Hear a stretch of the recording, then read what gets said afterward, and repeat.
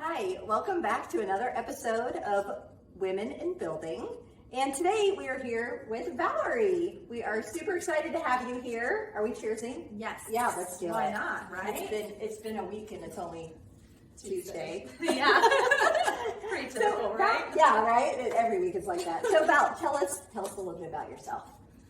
Okay, well, I am just a small town girl. I grew up in a small town in southwest Kansas. Moved to Lawrence when I went to KU. I got my master's degree in architecture from KU. Another Jayhawker. Rock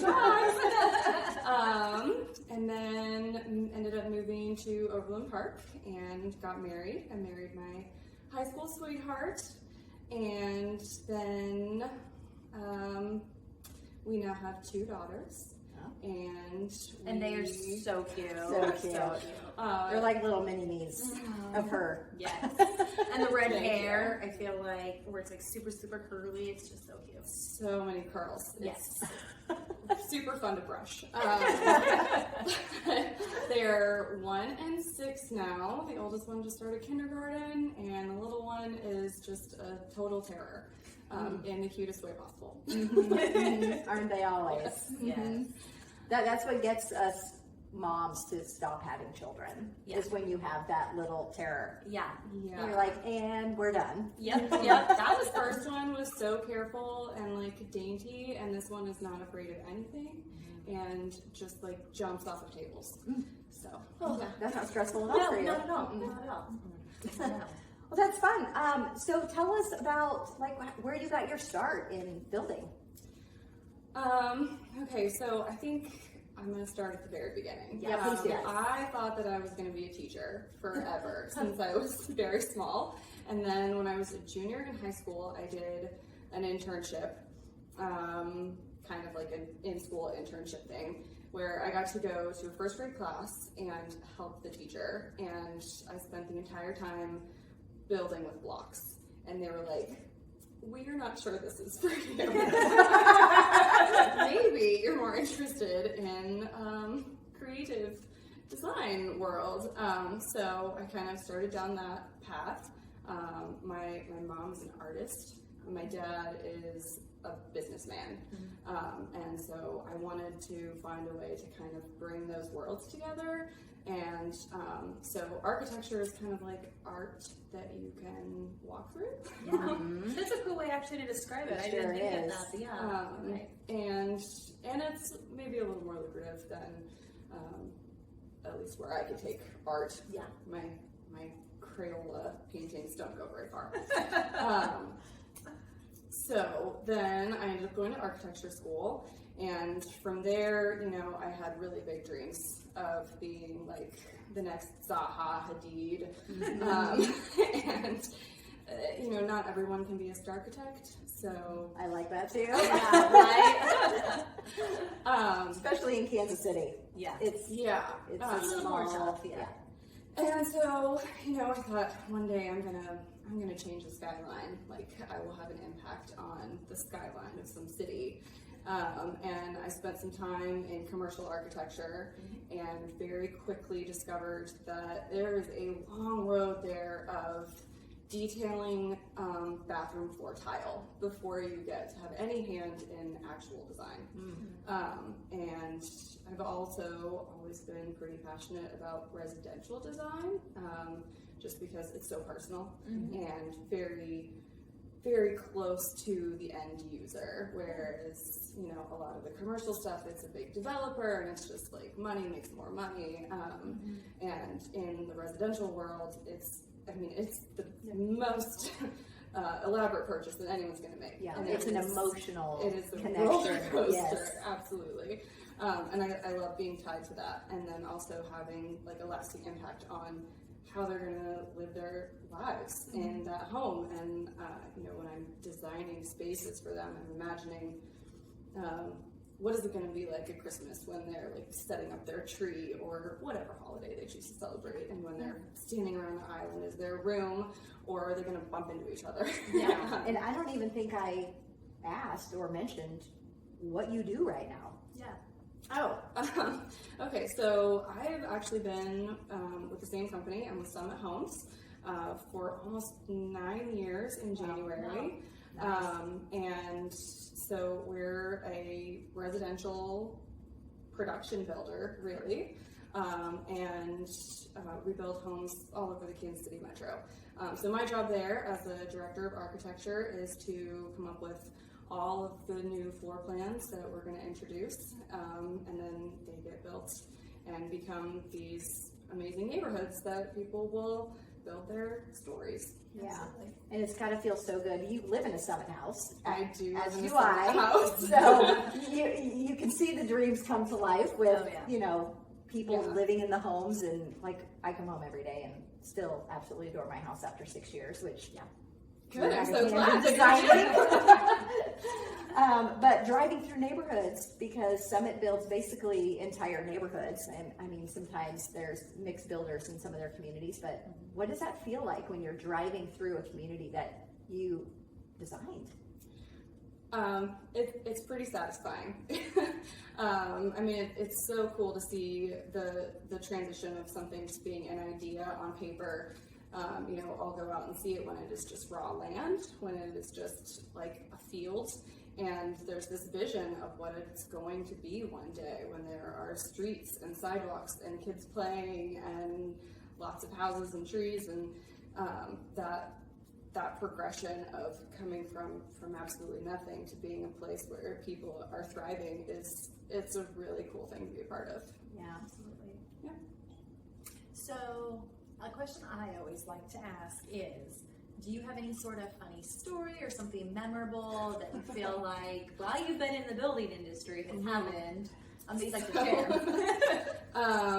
Okay, so as the architect, I often have to spend a lot of time in the field, whether it is walking through finished product and just like making sure that it looks and feels the way we thought it was going to, or a lot of times it's going to houses that are under construction, and having a chat with the framers and saying like, hey, this wall doesn't go here. You're Yeah. gonna have to do that. And I was out on site one day. This was shortly after I had my oldest daughter, and I was still breastfeeding. And so I was trying to figure out the best way to manage like pumping and being out in the field. And I ended up I was like, I'm just gonna hide out in this house that it had electricity, Yeah. but it wasn't done, and I thought for sure I would be safe and that no one would come through. Well, an agent and a buyer ended up coming through, and I was like in the powder bathroom, just on the floor of this unfinished house with my little pump plugged in, and I was like, You're like, hey. so I was like, guys, this is just a powder bath. I'm gonna shut the door. You do your thing. Don't mind me here. There's nothing to see here. It's not that exciting. There's It's a just sink, a sink, toilet. Yeah. It worked out fine. I didn't spill any milk. So mission accomplished. I have to say, the phrase that they say, don't cry over spilled milk, it has to be breast milk, because any mom that has ever pumped, So true. literally, if any spills, I'm like, oh my gosh. Yeah, I have to. Yeah. So, Yeah. oh, that's a good one, because I do feel like in this field especially, it's not that friendly for moms who are wanting to pump and figure out the mom life balance stuff. There's no mother's room in the fields. Yeah. But you know, you make it work. You figure it out. There's a workaround for everything. Yeah. Yeah. You figured it out. Absolutely. What are the odds? I sure didn't think I was gonna get caught. Yeah. Neither did Leslie. Yeah, right. So when you were thinking about being in this field, obviously you have a family now, and anybody at home that's thinking about maybe they want to get into the field too, do you have any advice for them as far as work, life, mother, wife, work, all that balance? That was a lot. All of That was it. a lot. All of it. Everything that's going on in She life. said life like 3 times. I know. Work life. Can you tell it's all on my brain right now? Like, I gotta pick up my kid from school. And, Yeah. So, okay, I think that just women in general have just like a natural disposition of being able to constantly think through like what's next, and you're always 3 steps ahead. You know, you mentioned you're already thinking about, wait, who's picking up who, where are we going after that, what's for dinner, is everyone's clothes clean for tomorrow, and then like 3 days later something else gets affected. It's a constant domino matrix. Yeah, for sure. And you know, I think that just being able to do that and recognizing that skill can easily filter into, I mean, any career, but specifically building, because there are so many moving pieces and moving parts all the time. Yeah. So, you know, if you're the one who's like juggling all those things at home, you can juggle things at work too. Yeah. And, you know, there's always the hurdles of the leap of faith in yourself, I think, from going from being responsible for everything at home to being responsible for something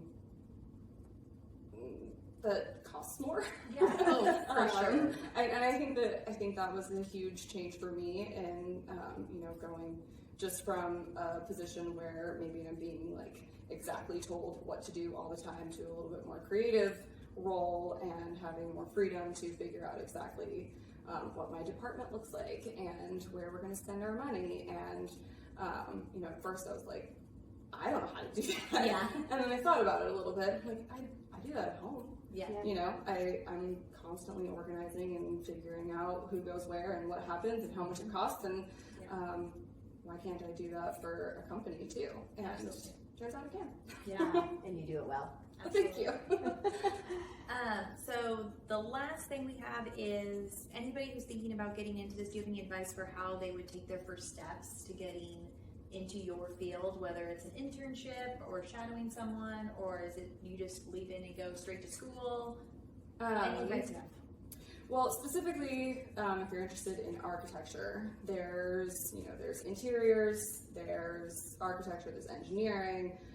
All of those typically require some schooling and a professional degree. So the first step there is school. If that's not an option, then an internship is the best place to start, and or even just, you know, shadowing a friend or mentor. If you're a young person interested in it, there are so many programs, there are camps, there's a lot of options for things like that. I think the interesting thing about building is that it's not just architecture. So I mean, there's a difference between, like, I could have just been in an architecture firm full of architects who are very like-minded people, and it often becomes somewhat toxic. Not that being in an architecture firm is bad, but anyone who's in a firm knows exactly what I'm talking about.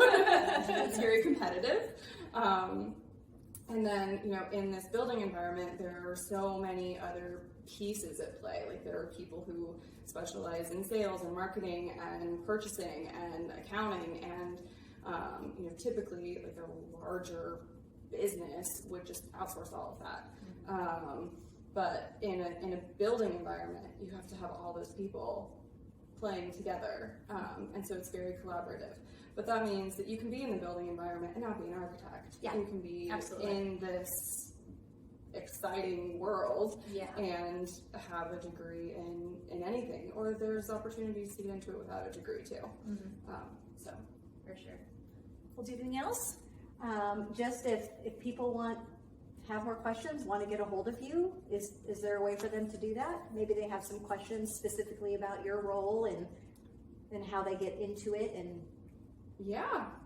I'm always looking for opportunities to introduce more people into architecture and the building world. I would say probably the easiest way to get a hold of me is on LinkedIn. It's Valerie Gindelsberger. Perfect, yeah. I'm sure my name will be somewhere in the. We will put it in yes, there. we'll Yes, put it in we'll the supply bio. that. Yeah. I don't want to spell it out now. Yeah. Okay, so LinkedIn is the best place to find you. LinkedIn is definitely the easiest way to find me. Sounds good. We'll make sure everyone has access to that. Yes. Well, thank you so much, and we appreciate it. We appreciate your time. It's always fun getting This to was chat really about fun. things. I'm excited to see where this goes for you guys. This is going to be really cool. Thank you. Thank you.